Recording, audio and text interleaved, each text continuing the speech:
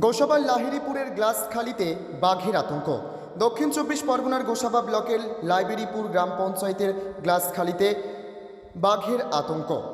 আজ সকালে গ্রামের মানুষজন সকালে ঘুম থেকে উঠে নদীর পাড়ের দিকে কাজের সন্ধানে এলাকার মানুষ যাচ্ছিল, তখনই চোখে পড়ে গ্রামের একজন মানুষের যে নদীর পাড়ে বাঘের একাধিক পায়ের ছাপ দেখতে পেয়ে স্থানীয় প্রশাসন ও বন দপ্তরের কর্মীদের খবর দেওয়া হয়।